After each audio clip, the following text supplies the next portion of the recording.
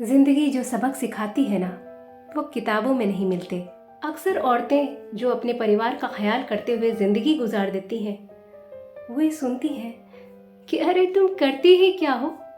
किसी औरत की इज्जत अपने परिवार के बीच इस बात से नहीं होती कि वो कितनी पढ़ी लिखी है, कितना पैसा कमाती है या फिर कितना अच्छा खाना बनाती है। उसकी इज्जत अपने परिवार के बीच इस बात से होती है कि वो अपनी सोच और समझ को कैसे अपने परिवार के बीच रखती है, वो जिंदगी के अहम फैसलों में क्या भूमिका निभाती है। कुछ ऐसा ही सुना रही है सुधा मूर्ति जी द्वारा लिखी कहानी a women with a mind.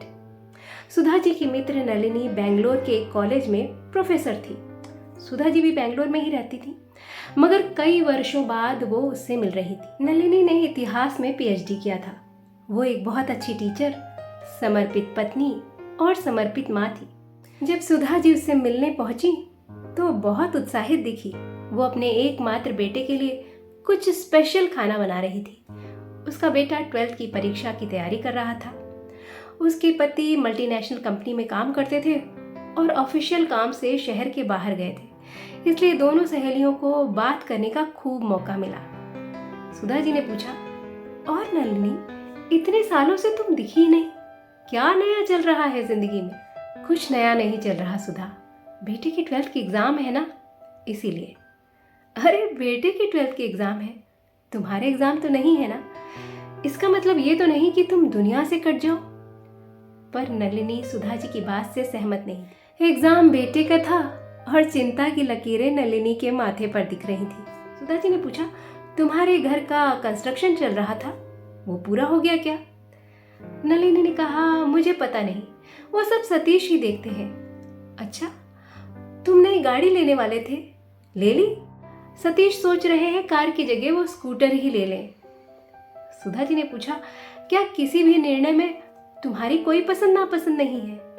Nalini ने कहा, सतीश ने मुझसे ज्यादा दुनिया देखी है, वो बाहर के लोगों से ज्यादा कनेक्टेड है, इसलिए इस सब चीजों में जो उनका निर्णय होता है वो सही ही होता है। अगले दिन सुधा जी बस से गांव की यात्रा कर रही थी। वो अक्सर उस गांव में जाया करती थी। बस में ज्यादा लोग नहीं थे। गांव की औरत यल्लम्मा उनके बगल आकर बैठ गई। वो यल्लम्मा को जानती थी, क्योंकि जब भी वो गांव की यात्रा पर जाती थी, यल्लम्मा उन्हें ताज़ी सब्जियां लाकर देती थी और उसका पैसा भी नहीं लेती थी। यल्लम्मा करीब 35 साल की खुश मिजाज और स्वस्थ औरत थी। वो अपने तेल लगे बालों को जूड़ा बनाकर रखती थी।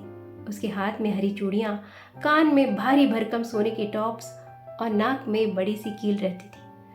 उसकी मुस्कान से ही उसका चेहरा दमकता था। बिना मेकअप के ही वो बहुत खूबसूरत लगती थी। यल्लम्मा और उसके पति की गांव में एक छोटी सी जमीन थी, जिसमें वो सब्जियां उगाकर बेचते थे। यल्लम्मा ने कहा, आज तो मुझे भागकर बगीचे में जाना पड़ेगा। क्यों, तुम्हारा पति वहां नहीं है? हाँ, वो वहां है, मगर इन 3 महीनों के लिए कौन सा बीज बोना है वो मुझे ही पता है। उसमें मेरी राय बहुत जरूरी है। क्यों, ये सब तुम्हारे पति को नहीं पता है क्या? यल्लम्मा ने कहा, जब तक हम निर्णय लेने की हिम्मत नहीं दिखाते, तब तक अपने आप कोई हमें मौका भी नहीं देता, और बिना निर्णय लिए हमें अक्ल भी नहीं आती। मैं बगीचे के एक कोने में बीज बोती थी और प्रयोग करती थी। इस कोने का पता न मेरी सास को था और ना मेरे पति को। कुछ बार तो कुछ भी नहीं होगा, लेकिन कई बार बीज बोने से मुझे ये समझ में आया कि किस मौसम में कौन सी सब्जी उगानी चाहिए। और अब मेरे पति और मेरे सास मेरी इस जानकारी की इज्जत करते हैं। वो मेरी राय लेते हैं कि कौन सी सब्जी उगानी है। इस साल हम फूल गोभी और गाजर उगाएंगे। मुझे पूरी उम्मीद है कि अच्छी फसल होगी और हम अच्छा पैसा कमाएंगे। तो भले ही यल्लम्मा पढ़ी लिखी नहीं थी और नलिनी बहुत ज्यादा पढ़ी लिखी थी, लेकिन किसी भी परिवार में इज्जत मिलती नहीं, कमाई जाती है।